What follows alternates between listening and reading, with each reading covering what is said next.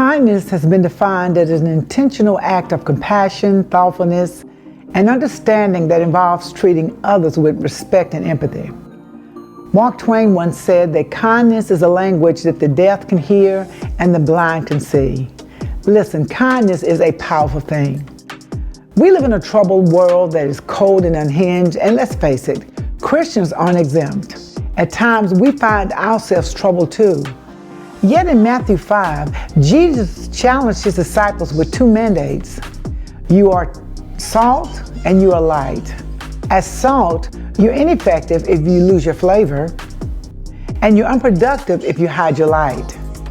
So how do we follow this mandate in the midst of chaos and our own discomfort? We do it with genuine love and kindness.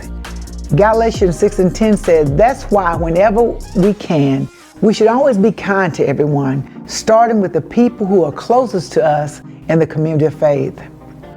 You see, kindness is a bridge that connects people from different backgrounds, races, and culture.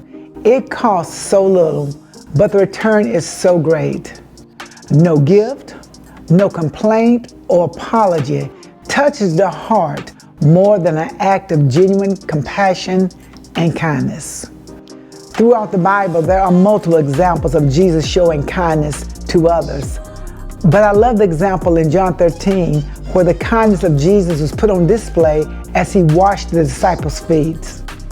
During biblical times, people walked long distances on dusty roads, so feet washing was a common practice. However, it was typically the duty of a household servant or slave.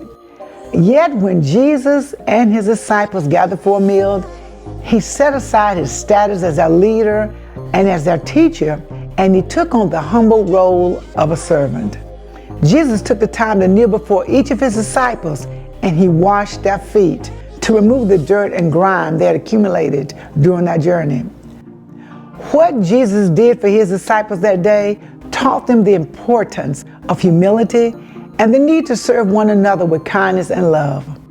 And as we go through life, you run into people from all walks of life with all different kinds of experiences who have been contaminated by the dirt and grime of life. And realistically, we can't solve all of that problems, but what we can do is offer kindness to lighten their load. John 34 says this, so now I am giving you a new commandment. Love each other, just as I have loved you. You should love each other. Your love to one another will prove to the world that you are my disciples. Being kind is a good thing, and is also a choice. So if you can choose to do or to be anything, I encourage you to choose to be kind.